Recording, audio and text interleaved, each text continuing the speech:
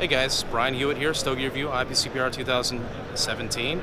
We're here with Max Fernandez in the Casa Fernandez booth. How are you doing today? We're doing great. It's a Is the great show treating you well? Yeah, of course, and it's good to share a booth with Kyle here at Warp Cigars as well. That is a nice strategic thing. It's a really sharp looking booth, really. Yeah, thank you. That. So, what did you bring to the show? We brought Guardian of the Farm and Condega. So, Guardian of the Farm has just been really well received since we launched it. I think because the blend is kind of addictive. It's not too strong. It's sweet and full of flavor. I was just telling you that the new cigar is named after our dog in Jalapa, where we grow the cover leaf of Corojo 99. Yeah. And that's something, working with Kyle, he's done all his cigars more or less with Corojo 99 because it is very Cubanesque and to stay traditional while doing creative packaging. So that's Sure. what's exciting about doing Guardian, that we do something that's kind of young as a second collaboration after Futuro to bring young stuff into Casa Fernandez. Sure, and Rambo is the name of the dog, is that right? Yes, it's not as strong as it sounds. It's not a crazy.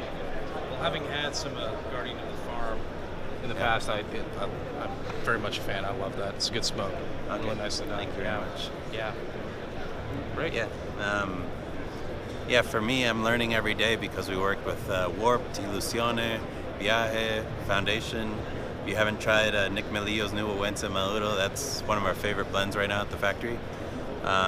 Everyone helps us learn about blending, expand our palate. So every year, even though this is like the best tobacco crop we've had in a while, every year we tweak our blending to match the market and to be ahead of the curve. You know? Because we know people, they don't want such strong cigars. They want flavorful and they want Corona Gordas, and hopefully we can convince more people to get into that. And the market evolves, tastes change with time. You know, obviously, you go back, way back, you had people smoking Claro cigars and even Candela cigars, and those disappeared for a while, and now you see them coming back. So taste will change. So it's important to modify, you know, what you're doing to keep up with the time. I think people are loving Nicaraguan tobacco, and so for sure. people like to smoke a lot of Dominicans before that had that Claro cover leaf. Nicaraguans are just gotten to another level from where they were before, and the great thing about Casa Fernandez cigars with Aganorsa tobacco is that it's all Nicaraguan, done true to Cuban style. There's nothing extravagant. It's just very well cured tobacco that we leave it there for a long time. If you come to Nicaragua, you'll see a room almost as big as this convention center full of tobacco aging for a very long time. It sounds great. It really sounds good. Another brand we have is called Condega, which is a growing region in Nicaragua right north of Esteli.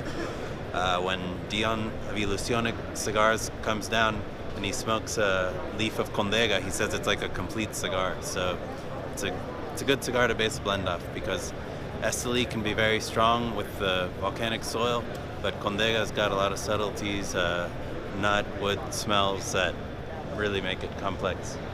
Did you have that on display out Yes, here? we have it right Let's over take a here. look at it. So Condega's down here. It's a brand that we sell a lot in Spain, which to compete with Cubans, it has to be not too strong. So it's medium body and just show the same complexities that Cubans do over there.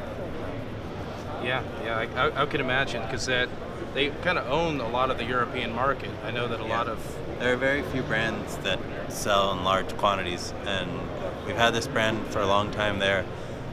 It sells more than most American brands, and we wanted to bring the presence to the U.S. as well.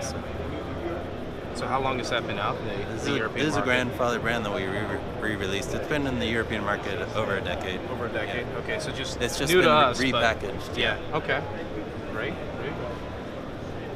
And I don't know if you've seen some of our brands that we've released between last year and this year, but So we'll be happy to take a look. we have Sabor Aganorsa, Buena Cosecha, and Secrets of the Art. We have a new factory in Jalapa run by a Cuban gentleman who's called Gerardo Rodriguez, and he used to blend in Russia with Cuban and Aganorsa tobacco. So those cigars were spectacular with Cuban cover leaf. Now he's doing cigars with all Nicaraguan tobacco for the American market. So that brings a new Cuban palate to the table, like what Rocky does with Hamlet. We have a very good blender with Arsenio Ramos and and myself and our team in Nicaragua, but it's always good to have a new voice. For sure. That's really intriguing, the Cuban leaf and the Nicaraguan leaf together. Yeah, People have been dreaming about that, you know, someday happening. Yeah, people hope that Padron and others will be able to do it. It can be done, but the great thing is Nicaraguan leaf has gotten to a point where the cover leaf is so good, which is the best thing that Cuba has, and the filler is just incredible. So it's not aggressive like it was in trade shows past. Sure. So I'm very excited about our releases this year because we're known as a leaf company, but we're providing really great blends with everything we've learned from the clients we work with. So what are we looking at in terms of price points for the various releases here? These are all in a very accessible price range of $6 to $8. The Sabor Aganorsa cigars. Great. I look forward to smoking them all. Yeah, I'm sure you will. Thanks for taking a few minutes to Thank you, talk to us. I really appreciate it.